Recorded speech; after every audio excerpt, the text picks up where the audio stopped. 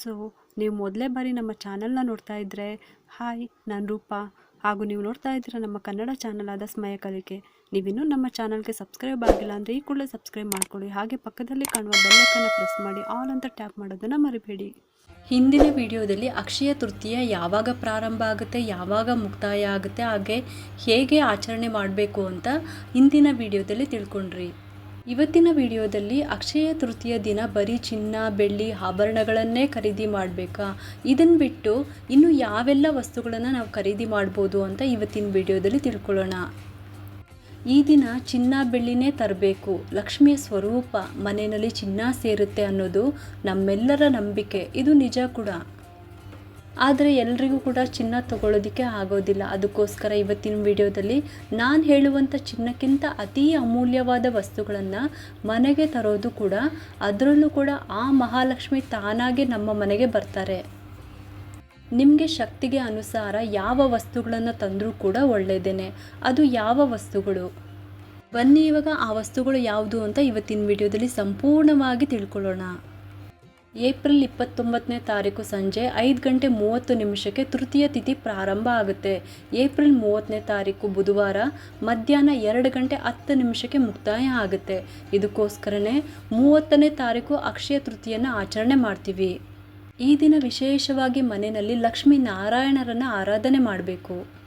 ಪಂಚಾಂಗದ ಪ್ರಕಾರ ಈ ದಿನದ ಪೂಜೆಗೆ ಶುಭ ಮುಹೂರ್ತ ಬೆಳಗ್ಗೆ 6 ಗಂಟೆಯಿಂದ ಮಧ್ಯಾಹ್ನ 12:30 ಇರುತ್ತೆ. ಅಂದರೆ ಏಪ್ರಿಲ್ 30ನೇ ತಾರೀಕು ಬುಧವಾರ ಬೆಳಗ್ಗೆ 6 ಗಂಟೆಯಿಂದ 12:30 ತನಕ ಒಳ್ಳೆ ಶುಭ ಮುಹೂರ್ತ ಇರುತ್ತೆ. ಈ ಸಮಯದಲ್ಲಿ ನೀವು ಮನೆಯಲ್ಲಿ ಪೂಜೆ ಮಾಡಿಕೊಂಡು ಏನಾದರೂ ವಸ್ತುಗಳನ್ನು ಖರೀದಿ ಮಾಡೋದಿದ್ರೆ ಮಾಡ್ಕೋಬೋದು. ತೃತೀಯ ತಿಥಿ ಹಿಂದಿನ ದಿನ ಮಂಗಳವಾರ ಏಪ್ರಿಲ್ 29ನೇ ತಾರೀಕು ಸಂಜೆ 5:30 ಪ್ರಾರಂಭ ಆಗುತ್ತೆ. ನೀವೇನಾದರೂ ಚಿನ್ನ, ಬೆಳ್ಳಿ ಏನಾದರೂ ಖರೀದಿ ಮಾಡಬೇಕು ಅಂತಂದರೆ, ಆಭರಣಗಳನ್ನು ಖರೀದಿ ಮಾಡಬೇಕು ಅಂತಂದರೆ ಸಂಜೆ ಮಂಗಳವಾರ ಕೂಡ ಮಾಡ್ಕೋಬೋದು. ಈಗ ನಾನು ತಿಳಿಸ್ಕೊಟ್ಟಿರುವ ವಸ್ತುಗಳು ಲಕ್ಷ್ಮಿಗೆ ಪ್ರಿಯವಾದ ವಸ್ತುಗಳೇ. ಇದರಲ್ಲಿ ನಿಮಗೆ ಶಕ್ತಿಗೆ ಅನುಸಾರ ಯಾವುದು ಆಗುತ್ತೋ ಅದನ್ನು ತಗೊಂಡ್ಬಿಟ್ಟು ಬರ್ಬೋದು. ಆದರೆ ಇದರಲ್ಲಿ ಒಂದು ವಸ್ತು ತಂದರೂ ಕೂಡ ಅದು ಲಕ್ಷ್ಮೀ ಸ್ವರೂಪನೇ, ನಿಮಗೆ ಒಳ್ಳೆಯದೇ ಆಗುತ್ತೆ. ಇವಾಗ ಮಹಾಲಕ್ಷ್ಮಿಯ ಸ್ವರೂಪವಾದ ಆ ವಸ್ತುಗಳು ಯಾವುದು ಅಂತ ಇವತ್ತಿನ ವಿಡಿಯೋದಲ್ಲಿ ತಿಳ್ಕೊಳ್ಳೋಣ. ಮೊದಲನೇದಾಗಿ ನಿಮ್ಮ ಹತ್ರ ಯಾವುದಾದ್ರೂ ವ್ರತದ ಬುಕ್ಕು ಇಲ್ಲ ಅಂತ ಅಂದರೆ, ತೊಗೋಬೇಕು ಅಂತ ಅಂದ್ಕೊಂಡಿದ್ರೆ ಈ ದಿನ ಹೋಗ್ಬಿಟ್ಟು ನೀವು ವ್ರತದ ಬುಕ್ನ ತಂದರೆ ತುಂಬಾ ಒಳ್ಳೆಯದು. ಅಂದರೆ ಲಕ್ಷ್ಮಿಗೆ ಸಂಬಂಧಪಟ್ಟಿರುವಂಥ ಲಕ್ಷ್ಮಿ ಅಷ್ಟೋತ್ತರನೋ, ಲಕ್ಷ್ಮಿ ಸಹಸ್ರನಾಮನೋ ಅಥವಾ ಕನಕದಾರ ಸ್ತೋತ್ರನೋ, ಈ ರೀತಿ ಯಾವುದಾದ್ರೂ ಬುಕ್ಕು ನಿಮ್ಮ ಹತ್ರ ಇಲ್ಲ ಅಂದರೆ ಆ ದಿನ ಹೋಗ್ಬಿಟ್ಟು ತೊಗೊಂಡು ಬಂದರೆ ತುಂಬ ಒಳ್ಳೆಯದು. ಇದಲ್ಲದೆ ಜೇನುತುಪ್ಪ, ಕಲ್ಸಕ್ಕರೆ, ಖರ್ಜೂರ, ಒಣ ದ್ರಾಕ್ಷಿ, ಬಾದಾಮಿ ಈ 5 ವಸ್ತುಗಳನ್ನು ಮನೆಗೆ ತಗೊಂಡು ಬನ್ನಿ. ಇದನ್ನು ತಂದು ಒಂದು ಬಟ್ಟಲಲ್ಲಿ ಹಾಕಿ, ನಿಮ್ಮ ಹತ್ತಿರ ಬೆಳ್ಳಿ ಬಟ್ಲು ಇಲ್ಲ ಪ್ಲೇಟು ಇದ್ದರೆ ಅದರಲ್ಲಿ ಹಾಕ್ಬೋದು, ಅಥವಾ ಹಿತ್ತಾಳೆ ಪ್ಲೇಟ್ ಆಗಿರ್ಬೋದು. ಅದರಲ್ಲಿ ಒಂದು ತುಳಸಿ ದಳ, ಒಂದು ಕೆಂಪು ಹೂ ಹಾಕ್ಬಿಟ್ಟು ಇಡಬೇಕು. ಈ ಒಂದು ಬಟ್ಲಲ್ಲಿ ಇವಾಗ ಹೇಳಿರುವಂಥ ವಸ್ತುಗಳನ್ನು ಅದರಲ್ಲಿ ಹಾಕ್ಬಿಟ್ಟು ಒಂದು ತುಳಸಿ ದಳ ಅದ್ರ ಜೊತೆಗೆ ಒಂದು ಕೆಂಪು ಹೂನ ಹಾಕಿ ಇಡಬೇಕು ದೇವ್ರ ಮುಂದೆ. ಇನ್ನು ತಾಮ್ರದ ಚೆಂಬು ಎಲ್ಲ ಗ್ರಂಥಿಗೆ ಅಂಗಡಿನಲ್ಲೂ ಸಿಗುತ್ತೆ. ಇದು ಸೂರ್ಯನಿಗೆ ಮತ್ತು ಚಂದ್ರನಿಗೆ ಅರ್ಘ್ಯವನ್ನು ಸಲ್ಲಿಸೋದಕ್ಕೆ ಉಪಯೋಗಕ್ಕೆ ಬರುತ್ತೆ. ಯಾರ ಹತ್ತಿರ ತಾಮ್ರದ ಚೆಂಬು ಇಲ್ಲ, ಇದೇ ಅಕ್ಷಯ ತೃತೀಯ ದಿನ ತಗೊಂಬರ್ಬೋದು. ಈ ತಾಮ್ರದ ಚೆಂಬಲ್ಲಿ ಮನೆಗೆ ತಂದು ಚೆನ್ನಾಗಿ ತೊಳೆದು ಇದ್ರ ತುಂಬ ನೀರನ್ನು ತುಂಬಿ ದೇವ್ರ ಮನೆಯಲ್ಲಿ ಇಟ್ಟು ಪೂಜೆ ಮಾಡಿ, ಆ ನಂತರ ಅದೇ ನೀರಿನಿಂದ ಸೂರ್ಯನಿಗೆ ಅರ್ಘ್ಯವನ್ನು ಮಾಡಿ, ಇದು ಕೂಡ ತುಂಬ ಒಳ್ಳೆಯದು. ಇನ್ನು ಈ ದಿನ ಮನೆಗೆ ಗೃಹ ಪ್ರವೇಶ ಮಾಡೋದು, ಹಾಲು ಉಗ್ಸೋದು, ಮನೆ ಬಾಡಿಗೆಗೆ ಹೋದಾಗ ಇಲ್ಲ ಮನೆಗೆ ಲೀಸ್ಗೆ ಹೋದಾಗ ಈ ವರ್ಷದ ಅಕ್ಷಯ ತೃತೀಯ ತುಂಬಾ ವಿಶೇಷ ಅಂತಲೇ ಹೇಳ್ಬೋದು. ಅಲ್ಲದೆ ಈ ದಿನ ಭೂಮಿ ಪೂಜೆ ಕೂಡ ಮಾಡ್ತಾರೆ. ತುಂಬ ಒಳ್ಳೆಯದು.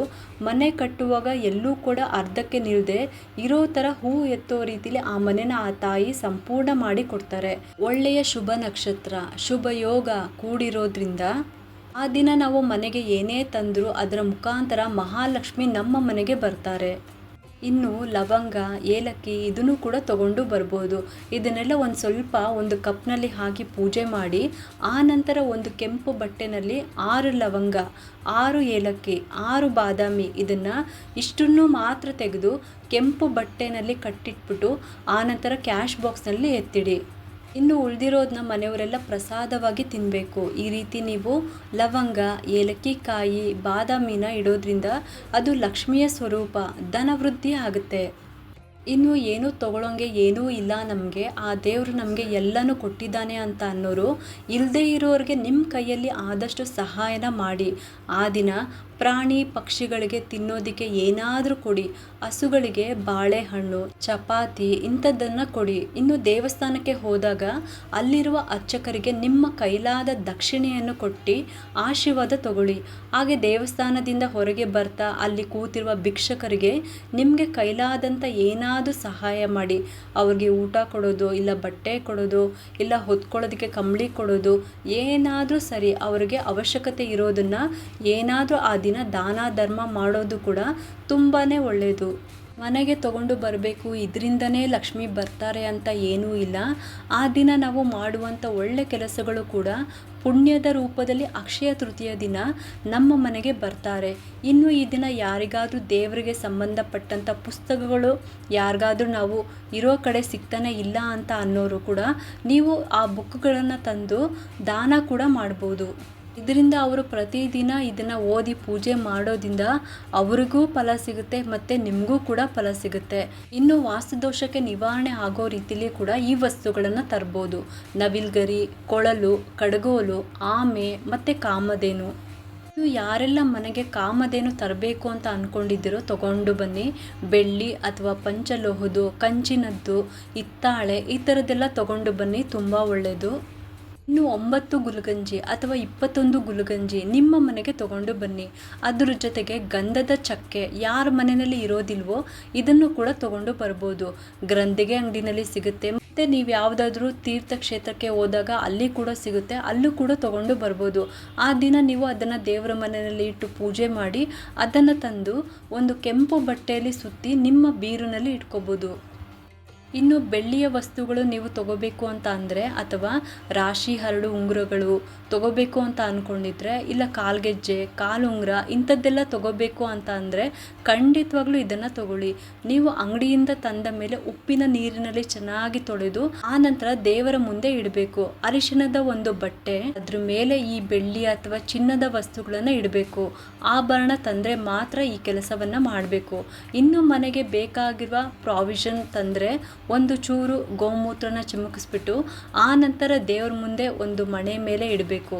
ಆ ನಂತರ ಪೂಜೆ ಮಾಡಿ ಅರಿಶಿನ ಕುಂಕುಮ ಹೂ ಇಟ್ಟು ಪೂಜೆ ಮಾಡಿ ಆಮೇಲೆ ಅದನ್ನು ಹಾಕೋಬೇಕು. ಅಂತ ಅಂದರೆ ಬೆಳಗ್ಗೆ 6 ಗಂಟೆಯಿಂದ ಮಧ್ಯಾಹ್ನ 2 ಗಂಟೆ ಒಳಗಾಗಿ ಒಳ್ಳೆ ಶುಭ ಮುಹೂರ್ತ ಇರುತ್ತೆ. ಅದರಲ್ಲೂ 12 ಗಂಟೆ 30 ನಿಮಿಷರ ಒಳಗಾಗಿ ಹಾಕೊಂಡ್ರೆ ತುಂಬ ಒಳ್ಳೆಯದು. ನೀವು ಆಭರಣಗಳನ್ನು ತಗೊಂಡ್ರೆ ಈ ರೀತಿ ಮಾಡ್ಕೋಬೇಕು. ಈ ಸಮಯದಲ್ಲಿ ಪೂಜೆ ಮಾಡಿ ನೀವು ಧರಿಸ್ಕೊಳ್ಳಿ, ತುಂಬಾ ಒಳ್ಳೆಯದಾಗುತ್ತೆ.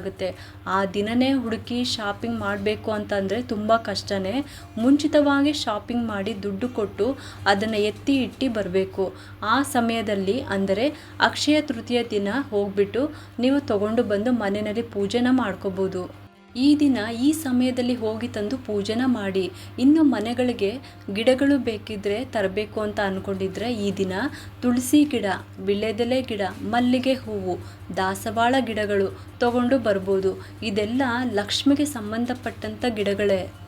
ಇನ್ನು ನಿಮ್ಮ ಮನೆಯಲ್ಲಿ ದೇವರ ಫೋಟೋಗಳು ತರಬೇಕು ಅಂತ ಅಂದ್ಕೊಂಡಿದ್ರೆ, ಹಳೇದಾಗಿದ್ದರೆ, ಹಾಳಾಗಿದ್ದರೆ, ಒಡೆದೋಗಿದ್ರೆ, ಬೇರೆ ರೀತಿಲಿ ಡ್ಯಾಮೇಜ್ ಆಗಿದ್ದರೆ ಅದನ್ನು ಬದಲಾಯಿಸಬೇಕು ಅಂತ ಅಂದ್ಕೊಂಡಿದ್ರೆ ಅದನ್ನು ಕೂಡ ತಗೊಂಡು ಬರ್ಬೋದು. ದೇವರ ವಿಗ್ರಹಗಳು, ದೀಪಗಳು ಅದನ್ನು ಕೂಡ ತರ್ಬೋದು.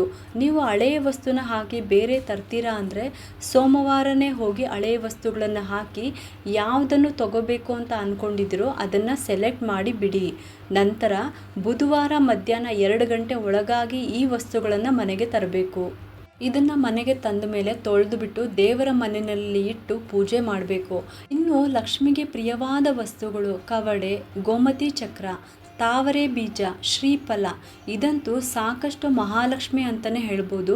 ತೆಂಗಿನಕಾಯಿ, ಗುಂಡು ಅಡಿಕೆ, ಅರಿಶಿನ, ಕುಂಕುಮ, ಅರಿಶಿನದ ಕೊಂಬು, ಗುಲ್ಗಂಜಿ ಅಂದರೆ ಕೆಂಪು ಗುಲ್ಗಂಜಿ ಇದು ಕೂಡ ತುಂಬಾ ಒಳ್ಳೆಯದು.